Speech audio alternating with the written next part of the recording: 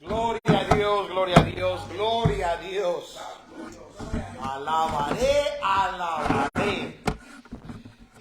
Y alabamos y glorificamos a Dios porque Él es bueno.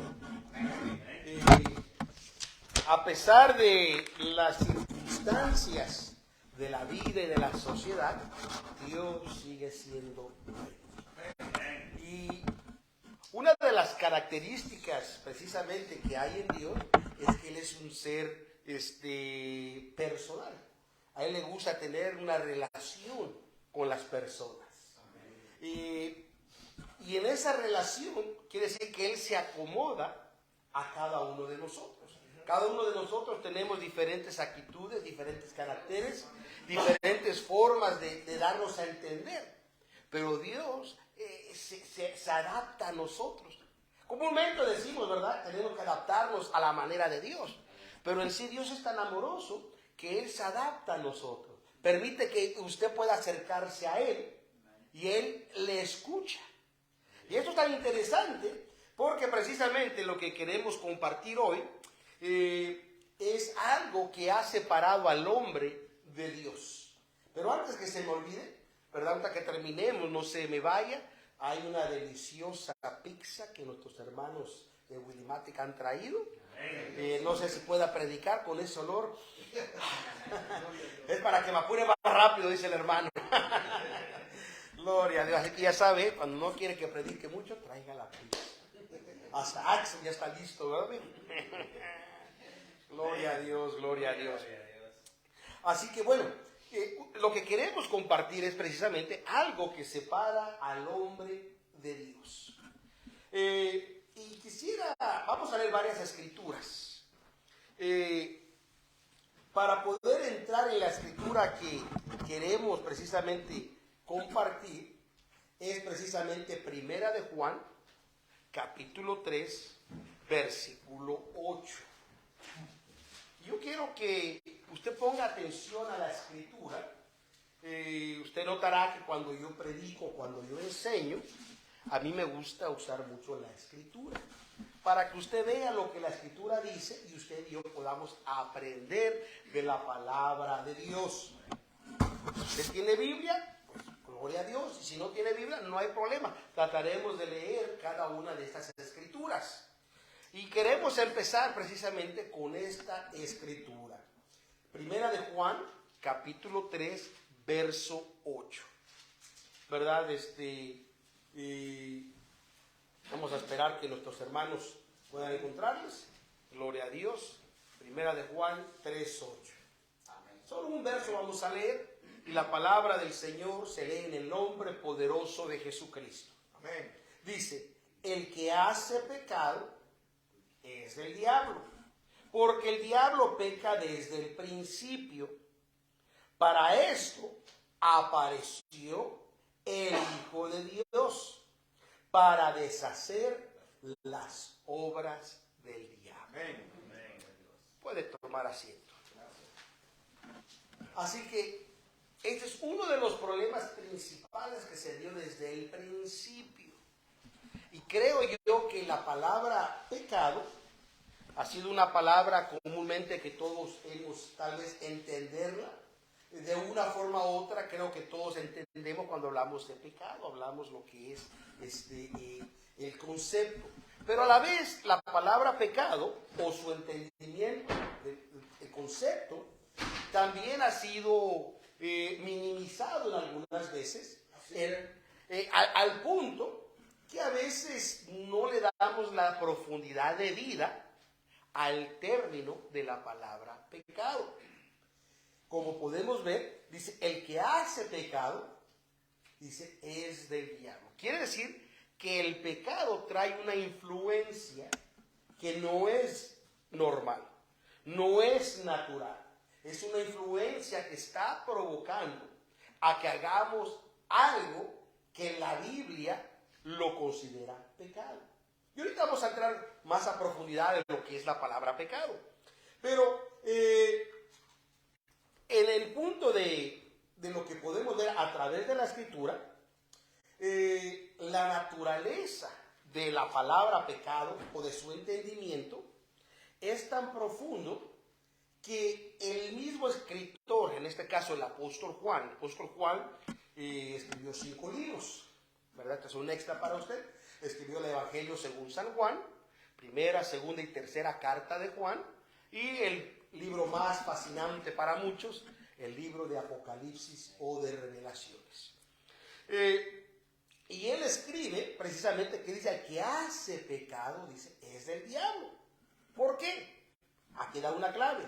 Porque el diablo peca desde el principio. Quiere decir que este ser, desde el principio, inflige, causa, provoca pecado. A contraste de esto, dice, para esto apareció el Hijo de Dios. Precisamente dice, para deshacer las obras del diablo. Es decir, que ese pecado puede deshacerse en usted. Y a veces nosotros creemos que es imposible. Porque a veces decimos, no, es que tengo muchas tentaciones, o es que el diablo siempre me ataca, es que soy débil, es que soy ser humano. Y ponemos todas causas o razones. Pero la Biblia dice que hay una solución. Y en esa solución está precisamente el Hijo de Dios. Ahora, para definir o entender mejor qué es pecado, vamos a ver algunas definiciones. Según pudimos extraer la variedad de su definición, una de ellas, dice la Biblia, que pecado es transgresión, es decir, es pasar el límite, violar algo. Es la transgresión de la ley. En otras palabras, sin duda, la desobediencia automáticamente se convierte en desobediencia o rebelión, la cual dice que es pecado, estamos violando, como su hijo, ¿verdad? ¿Cuántos de nosotros padres a veces le decimos a nuestro hijo? Le dice, yo me imagino el hermano Axel, cuando salgas de trabajo, quiero que llegues aquí no más después de las 10. Antes de las 10 te quiero la casa. Y por qué razón Axel se queda platicando con sus amigos y empezaron a hablar de ahí de la película y cuando menos se da cuenta, ya son 10, 15, chanfle, ¿verdad? Dice, ¿quién nos va a ayudar? Y se va corriendo. Llega a su casa y su papá está, ¿qué? Molesto. ¿Por qué? No te dice su papá, estabas haciendo algo malo. ¿O qué estabas? No, sino dice, me desobedeciste. Te dije que llegaras aquí antes de las 10, no después de las 10. Es decir, esa es una transgresión, estás violando algo que ya está estipulado. Otra de las definiciones que la Biblia también nos ayuda, dice que pecado es toda clase de falta de sujeción a la ley de Dios. Todo lo que no se sujeta a Dios, la Biblia dice que es pecado. Otra de las definiciones que pudimos descubrir es pecado es un estado del ser humano que lo separa de un Dios santo. Quiere decir que al Dios el cual hablamos, el cual envió a su Hijo, dice que Él es santo. Y como es santo, no puede estar junto al pecado. Otra de las definiciones que pudimos encontrar, pecado, dice, es todo en el hombre que no expresa, o más bien dicho, que expresa contrario al carácter santo de Dios. Y yo puedo tal vez definir todo esto de esta forma. Pecado es todo lo que es contrario a la naturaleza de Dios. Esta es la forma más simplificativa que puedo hacer de lo que es pecado. Ahora, la Biblia nos dice, a ver si alguien me puede ayudar, con Romanos capítulo 7, en el verso 13. Vamos a ver algo importante que el escritor de Romanos se entiende que fue precisamente el apóstol Pablo. Y escribió esta carta a los hermanos o a la iglesia que estaba en Roma. Y la iglesia de Roma se componía de judíos y no judíos, lo que la Biblia denomina o expresa como gentiles. Así que Romanos 7:13, ¿qué dice? Todo lo que es bueno a mí me es hecho muerte, y todo lo que es malo a mí me es hecho vida. Porque todo lo que es bueno a mí me es hecho muerte, y todo lo que es malo a mí me es hecho vida. Porque todo lo que es bueno a mí me es hecho muerte, y todo lo que es malo a mí me es hecho vida. Porque todo lo que es bueno a mí me es hecho muerte, y todo lo que es malo a mí me es hecho vida.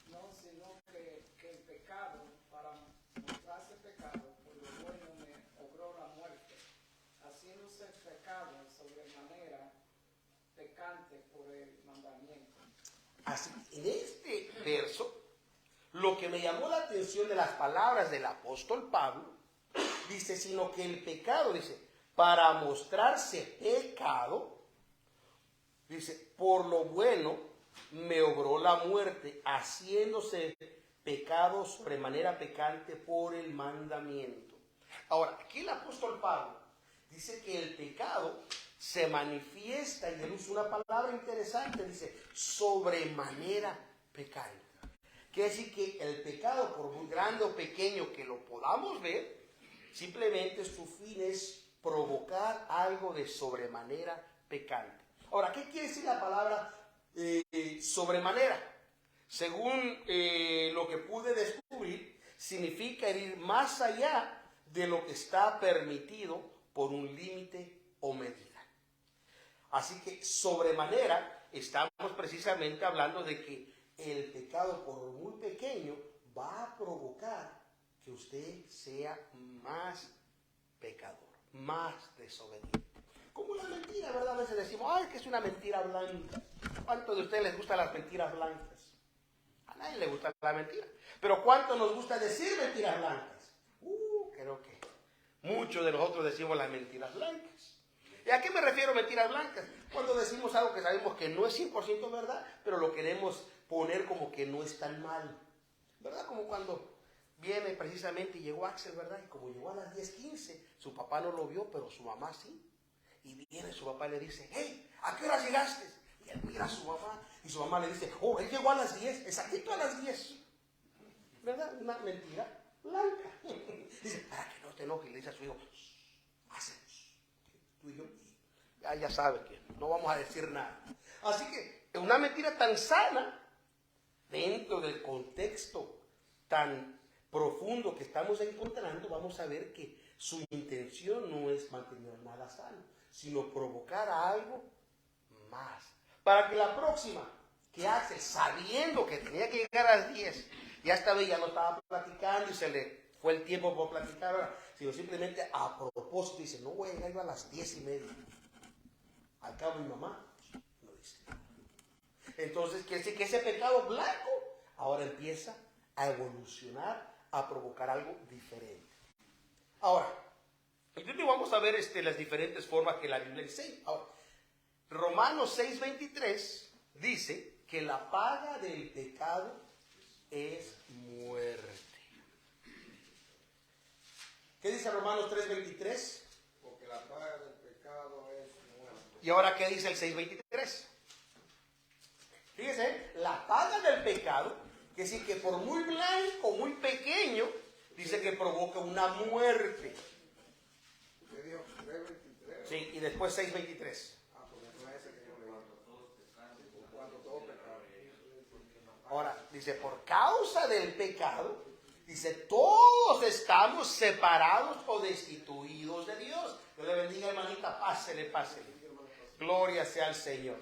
Así que esto es demasiado importante que podamos ver y analizar lo que es la Escritura. Así que para entrar de nuevo en serio, ¿qué dice Romanos 3:23?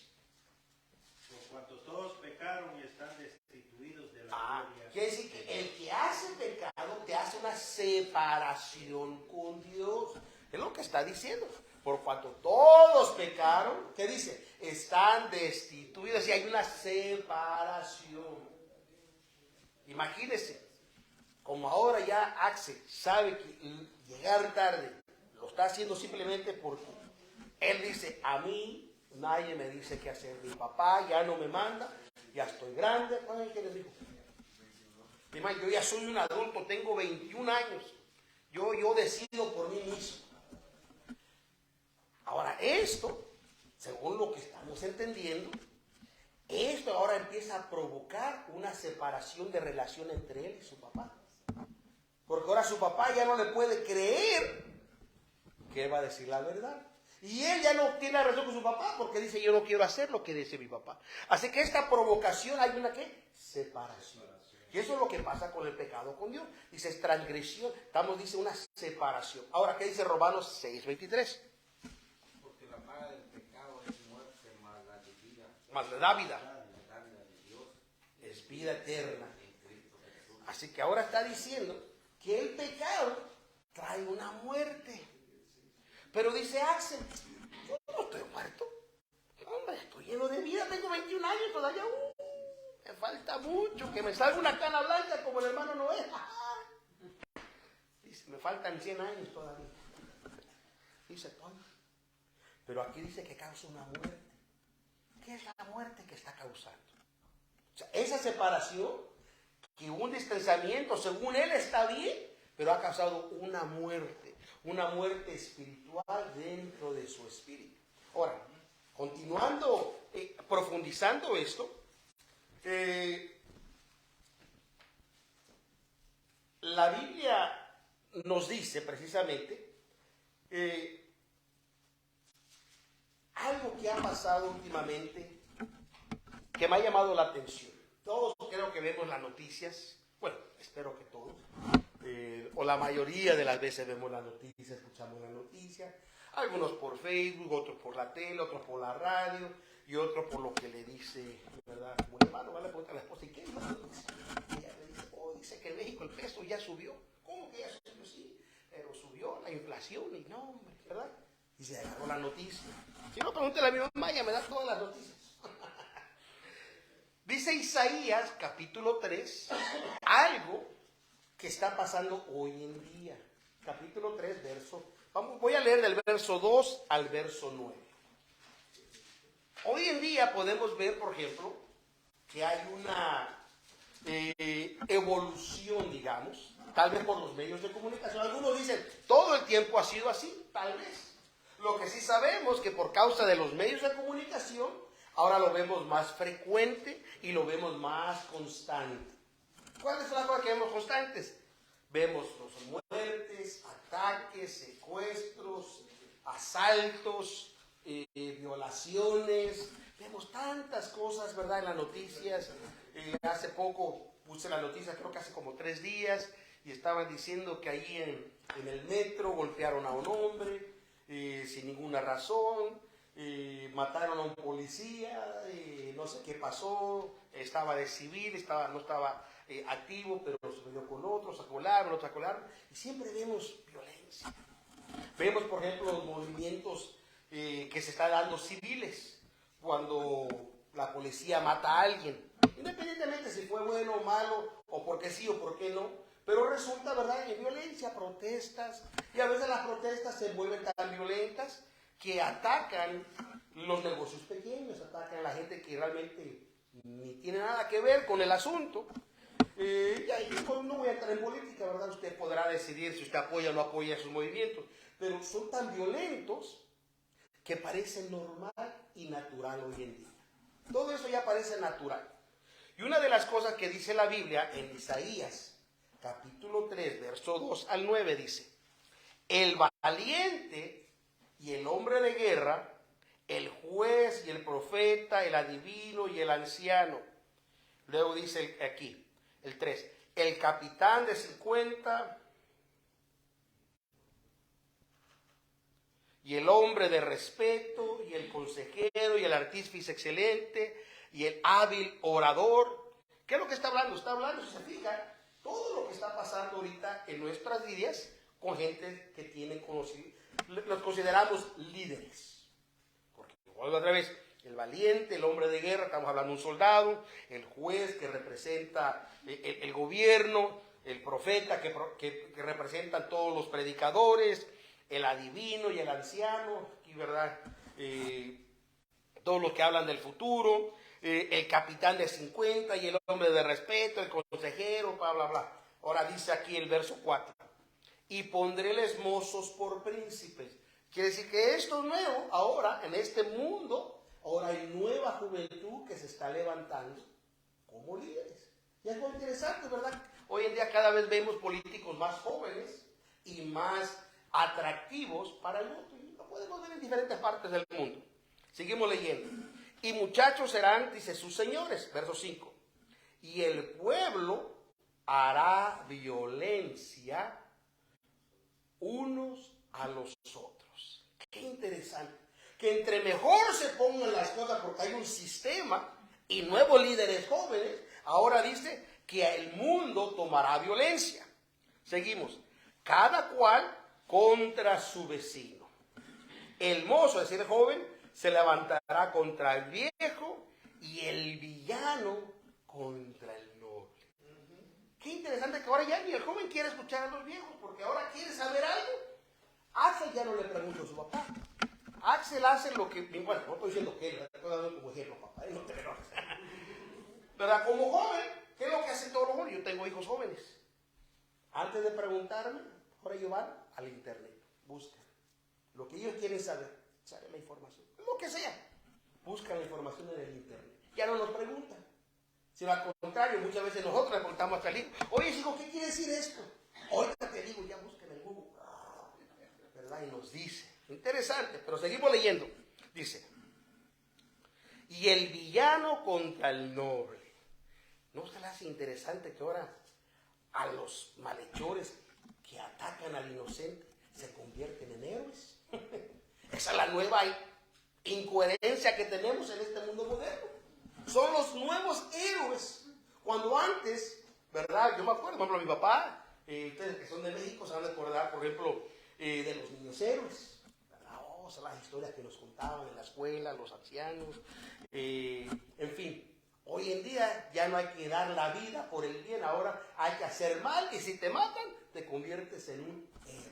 Dice el villano contra el noble. Seguimos verso 6. Cuando alguno trabare de su hermano, de la familia de su padre, le dijere, ¿qué vestir tienes? Tú serás nuestro príncipe y sea en tu mano esta ruina. ¿Verdad? ¿Qué es lo que está diciendo? Que ahora estamos hasta culpando unos a otros. De verdad, ya no buscamos la causa del factor, sino a quién echarle la culpa, porque es más fácil culpar a alguien. Así que cuando su papá se enoja con Axel porque llegó tarde, empiezan a alegar, la mamá le dice, cálmate, y al rato tú tienes la culpa, ¿verdad? Echarle la culpa a la mamá y dice, pues si yo le dije que llegara tarde, sí, tú siempre encubriéndolo y tapándole todo. Es una situación grave. Lo seguimos leyendo. Dice, verso 7. Él jurará aquel día diciendo, no tomaré este cuidado, porque en mi casa ni hay pan ni qué vestir, no me hagáis príncipe del pueblo. Es decir, que ahora, ¿verdad? Tiene uno excusarse, no, no me pongas como él. Hay que tomar la responsabilidad del problema. Seguimos leyendo. Pues arruinará esta Jerusalén y Judá caído, porque lengua de ellos de sus obras han sido contra Jehová, para irritar los ojos de su majestad. Pero la Escritura dice que todas estas acciones, consciente o inconscientemente, han sido de rebelión contra Dios. Sin darse cuenta, sin hacerlo con esa intención. ¿Cuántos de ustedes hacen algo con la intención de estar en contra de Dios? No, nadie lo hace. Pero a veces hacemos cosas, ¿verdad?, que de repente no están bien y dice que estamos haciendo contra Dios. Seguimos leyendo. Dice, la apariencia del rostro de ellos los convence, que como Sodoma predican su pecado, no lo disimulan. Ay del alma de ellos, porque llegaron mal para sí. Así que, más sin embargo, dice aquí, que como esa predicación, como Sodoma, cuando hace Sodoma está refiriéndose a una ciudad que fue destruida por Dios por la causa del pecado. Fue tan grande el pecado que causó la destrucción de esa ciudad. Ahora, volviendo a esto, el autor y el origen de este pecado, según la Escritura, porque si vemos algo y decimos, si todo está tan mal y es tan feo, ¿por qué? ¿Cómo pasó? ¿Cómo comenzó? Según la Escritura, dice en Apocalipsis 5:11, y esto es simplemente vamos a entrar un poquito en términos general, dice, y miré y oí de muchos ángeles alrededor del trono y de los animales y de los ancianos, y la multitud de ellos eran millones de millones. La Biblia está hablando ahora de un seres, dice que son millones, y cuando hablamos de millones estamos hablando cantidad infinita de muchos, que dice que mueran al trono de Dios. Ahora, estos ángeles son seres espirituales, no son seres como usted y como yo, ¿verdad? No son de carne y hueso, son espirituales. Pero si seguimos poniendo atención a la Escritura, dice la Biblia, ¿verdad? Como en más de aproximadamente unos 300 diferentes lugares, la Biblia hace siempre referencia a ángeles. Y cuando está hablando de ángeles, está hablando de seres que representan de Dios de una u otra forma. Y dentro de esto, hay uno de ellos, de estos ángeles, que según la Escritura lo denomina que fue un ser muy especial. Dice que fue tan especial que el día que este ser fue creado, este ángel, fue tan especial que recibió toda la atención del mundo, del universo, de su creación. Al punto que recibió un rango, que es un rango, es una posición, una asignación tan importante, llamada arcángel. Porque arc, quiere decir jefe, mandás, príncipe. Así que arcángel quiere decir que es un ángel principal. Y dice la Escritura, según cuando leímos, o vamos a leer ahorita la Escritura, dice que este ser fue formado con las mejores piedras preciosas que se encuentran. La mejor música fue entonada en el día de la creación de este ser. Así que esto nos indica que es un ser demasiado especial en su creación. Vamos a ver un poquito qué dice Ezequiel.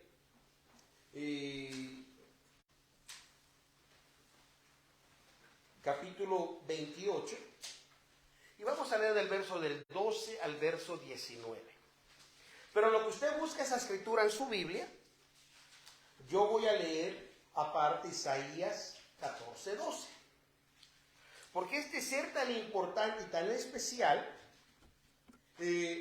dice que su nombre que había recibido, dice, este arcángel se llamaba o se llama Lucero o Lucifer, que quiere decir estrella de la mañana. O sea, ¿se imagina qué tan importante? Dice Isaías 14:12, como caíste del cielo, oh lucero, hijo de la mañana, cortado fuiste por tierra, tú que debilitas las gentes. Quiere decir que este ser, si usted pone atención, caído del cielo, quiere decir que es un ser que estuvo en presencia de Dios, pero ahora este ser dice, debilita a la gente, es decir, trae una influencia sobre usted y sobre mí. Esta influencia, ahorita vamos a ver más a profundidad lo que dice Ezequiel, capítulo 28, verso 12. Voy a tratar de apurarme porque no quiero que usted se me aburra ni se me duerma, sino voy a apurarme rápidamente. Ezequiel 28, 12 dice, hijo del hombre. A ver quién me ayuda, porque quiero que usted, yo quiero que usted lea la escritura y no diga que yo estoy diciendo la escritura. Porque eso le va a ayudar a usted a entender un poquito la escritura. ¿Verdad? Verso 12 en adelante, al 19. Y vamos a ir verso por verso. Verso 12. Dice, ¿qué dice? ¿Quién lo tiene? La palabra dice, hijo de hombre, levanta endechas sobre el rey de Tiro y dile, así ha dicho Jehová el Señor, tú eres el sello de la perfección, lleno de sabiduría y acabado de hermosura. Quiero que pongamos ahí un momento. Dice que este ser, dice, está lleno de perfección, de sabiduría, dice, acabado, lleno de hermosura. Quiere decir que es un ser atractivo. No es un ser que usted le va a decir que no. Y es por eso que es el problema del pecado. Porque se presenta atractivamente. No se presenta en una forma. Por ejemplo, ¿cuántos de ustedes si va caminando y mira una víbora, usted sigue caminando? No, usted para inmediatamente. Sea venenosa o no sea venenosa, ¿verdad? Paramos y nos alejamos inmediatamente. ¿Por qué? Porque nuestro subconsciente, nuestro cerebro manda una señal y dice, peligro. Puede haber muerte, no sabemos si es venenosa. Pero si usted está caminando y mira un conejito, usted está, ¡ay, qué bonito! A ver, dame un chicle, vamos a ver si es chicle.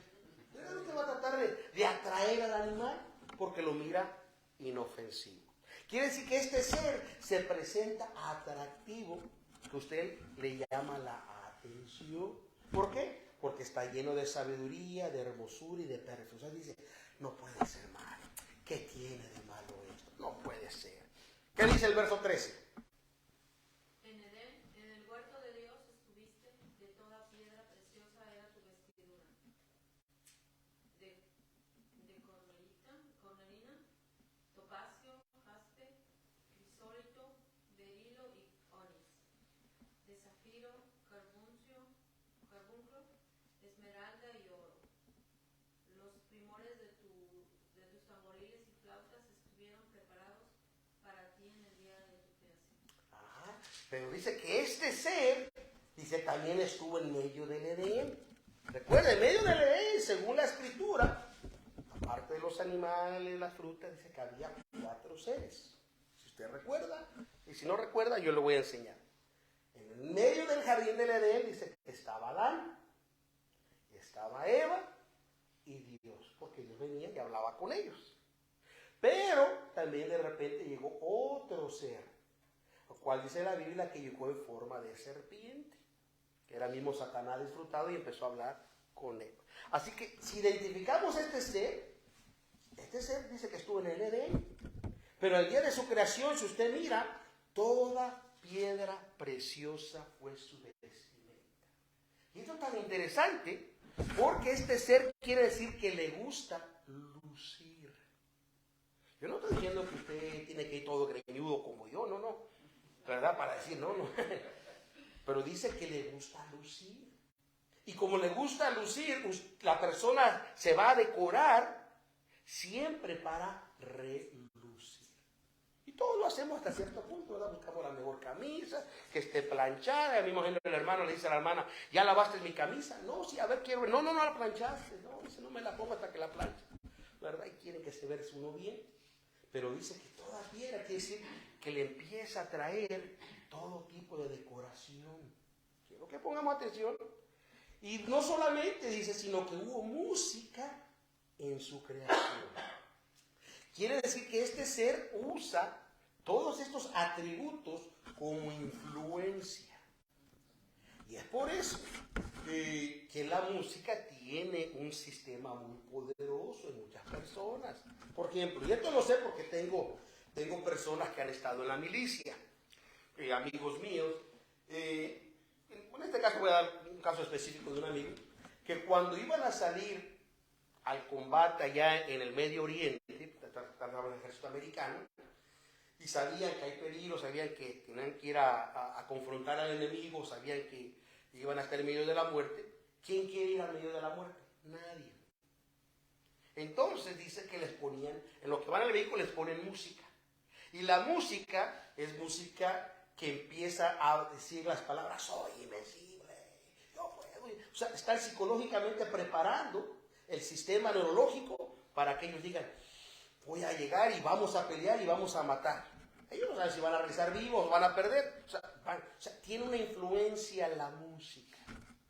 ¿Cuántos, lamentablemente, hoy en día todo el mundo quiere vestirse, actuar como, ¿verdad?, los famosos cantantes?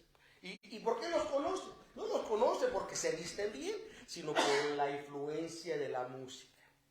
Y es tan influente la música que como ellos se vistan, a la persona no le importa, no le interesa, porque aprecia la música y sus palabras.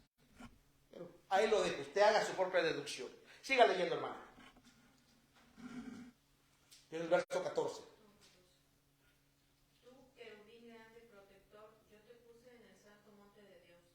Ahí estuviste en medio de las piedras de fuego, te paseabas. Este ser, dice, le gusta andar hasta el medio del fuego. Y este ser dice que era protector, o sea, tenía un trabajo de proteger. Esto es interesante porque estamos a ir explorando más al fondo. Verso 15, hermano. Quiero apurarme un poquito. Perfecto eras en todos tus caminos, desde el día que fuiste creado hasta que se halló en ti maldad. Pero este ser tan perfecto, hubo un momento, dice, que se encontró en este ser maldad. ¿Y qué es maldad? Maldad viene o se deriva de la palabra malicia, es decir, de hacer cosas malas. Verso 16. A causa de la multitud de tus contrataciones fuiste lleno de iniquidad y pecaste, por lo que yo te eché del monte de Dios y te arrojé de entre las piedras del fuego, oh querubín protector. Dice que eras perfecto en tus caminos, dice, a causa de la multitud de tus contrataciones. Es decir, empezó él a venderse a sí mismo. Y esa es la situación. ¿Recuerdan el ejemplo de Axel? No, yo ya tengo 21, mi papá no va a decir qué voy a hacer. Se empieza a venderse que él puede solo, que él no necesita a su papá, él no necesita a su mamá. Él ya dice, no, yo puedo, yo ya soy hombre. Ya hasta le cambia la voz, yo soy hombre. Con tal de que animarse. Y dice que él, entre más se autovendía, más empezaba a crecer en él lo que vino a ser su propia destrucción. Siguiente verso, hermana, por favor. Se enalteció tu corazón a causa de tu hermosura, corrompiste tu sabiduría a causa de tu esplendor. Yo te arrojaré por tierra, delante de los reyes te pondré para que miren en ti. Qué interesante. Entre más, en vez de mejorar, dice que más se empezaba a llenar de sí mismo. Esto causó precisamente más maldad en su corazón. Y el 18. Con la multitud de tus maldades y con la iniquidad de tus contrataciones, profanaste tu santuario. Yo pues saqué fuego de en medio de ti, en el cual te consumió, y te puse en ceniza sobre la tierra a los ojos de todos los que te miran. Pero esto causó un juicio a este ser. El juicio vino a este ser que Dios le dijo, serás ceniza, serás nada. Esto ha provocado una guerra espiritual desenfrenada. Por eso influye en usted y en mí a que hagamos o desobedezcamos las cosas de Dios. Porque se ha constituido enemigo directo de Dios. Lo mismo que podríamos definirlo de esta forma. Entre más lo hagan ustedes hacer menos, a veces, ¿verdad?, agarramos más coraje y queremos demostrar lo contrario. Este ser, al ser desechado por completo, quiere deshacer todo lo que tenga que ver con Dios. Y una de las cosas es que de toda la creación que se encuentra en el universo, dice la Biblia que Dios lo creó por pronunción de palabra, excepto usted y excepto yo.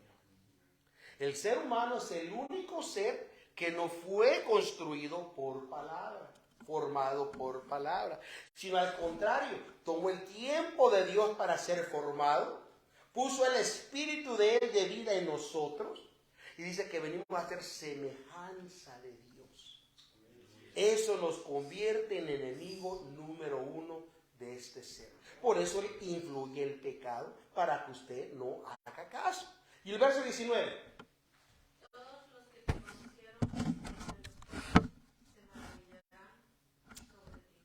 Espanto serás y para siempre dejarás de ser. Y el día de hoy, este ser precisamente es el ser de espanto para todos. Obviamente hay unos que creen que es fascinante. Y lo interesante que hoy en día, especialmente en los últimos años, y usted lo puede ver en los premios Grammys y todos los programas, cuando vienen muchos de estos artistas a dar su show, traen cosas del maleficio. Quieren aparentar de que este ser no es maligno, no es malo, es bueno y que le trae beneficios. Pero cuando estudiamos su origen, vemos que nada de bueno tiene para nosotros.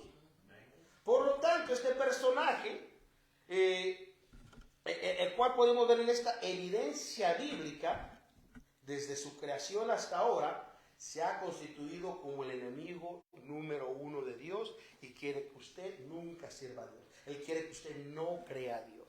Él quiere que usted no quiera saber nada de Dios. Al punto que hasta la gente a veces llega uno a molestarse cuando le hablan de Dios. No, se enojan y les entra furia. ¿Por qué? Si lo único que dice Dios, que seas bueno. Hay dos mandamientos que Dios puso. Dice que se resume todo este corazón, con toda tu mente, con todas tus fuerzas. Y el segundo, y amarás a tu prójimo como a ti mismo. Y haces estos dos y cumpliste toda la vida. O sea, ¿qué tan simple? Y la gente no quiere saber nada de lo que tenga que ver bueno para Dios. Ahora, continuando obviamente dentro de esto, podemos ver que este ser ha influenciado tan profundamente, pero este juicio, dice la Biblia, que ha causado que Dios prepare lo que se conoce como un lago de fuego, preparado para este ser y todos sus seguidores, porque este ser influenció tanto que dice la Biblia que hasta 3/4 partes de ángeles fueron siguiéndolo a él. Imagínense el tipo de influencia que él tiene para provocar que los otros ángeles se rebelaran contra Dios. Ahora, este ser tiene un juicio ya establecido, pero él no quiere ir solo, él quiere llevárselo a usted. Por eso, cuando dijimos al principio, en primera de Juan 3:8, para esto apareció el Hijo de Dios, para deshacer las obras del diablo. O sea, hay una solución, se llama Jesucristo. Esta solución está disponible para usted y está disponible para mí y todo aquel que él quiera. No hay que pagar nada, no hay que hacer nada. Lo único que usted tiene que hacer en realidad es aceptar en su corazón que usted lo necesita. Que usted se arrepiente, que usted ha vivido sin él. Y no estoy diciendo que usted ha vivido sin creer en él. Ha vivido sin él. Porque para creer muchas cosas, nosotros creemos, pero no que sí que vivimos con él. Pero cuando vivimos fuera de él, hemos hecho las cosas que desagradan a él. Pero él quiere que usted sea diferente, que yo sea diferente. Él quiere que haya un cambio diferente en todos nosotros. Él quiere lo mejor. Él quiere que su familia sea lo principal en usted. ¿Sabe usted que Dios dice que es un Dios de familia? Desde el principio que él formó al hombre y a la mujer, él formó el núcleo familiar. Dentro de ese núcleo familiar, hoy en día, si vemos la sociedad, ataca el núcleo familiar.